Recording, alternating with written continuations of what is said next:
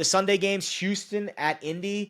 Here's where I see value, right? Line's 3.5. I make it 1.5. I am higher on Houston than the market. I think Houston is a sleeping giant.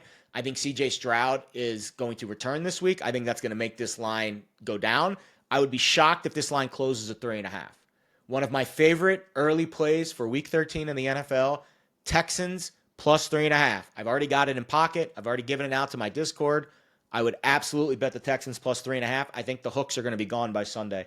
Arizona at Tampa.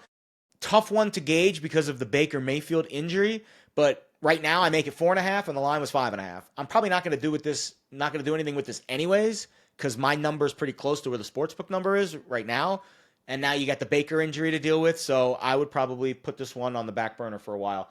Jacksonville at Tennessee. Jaguars -7. I make it 6.5. Probably not going to do much here. Tough to lay on the road with Jacksonville. Titans have been feistier lately. Maybe they cover this one. You get the full 7. Rams at Carolina. Line was 9.5. I make it 8.5. Probably not going to do much here. Carolina's going to be on a short week. Rams look like they're the best team in the NFL. Probably a popular teaser spot this week if you can get the Rams through both keys. New Orleans at Miami. Here's another one where I see some value. I make the game 9.5. The line right now is 5.5. I think Miami is a little bit undervalued. They're coming off the bye. It looks like they're fighting for Mike McDaniel. They've won a couple games since his, almost firing, since kind of the rock bottom spot. They've covered some games too, even going back to prior to that.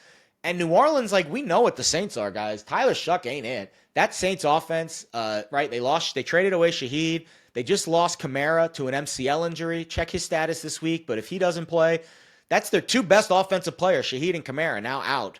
Shaheed obviously traded to Seattle. Kamara with the MCL, we'll see. But I kind of think Miami is a play-on team down the stretch. We've hit their rock bottom, and now they've kind of bounced back. And Tua ain't going anywhere. He's under contract next year.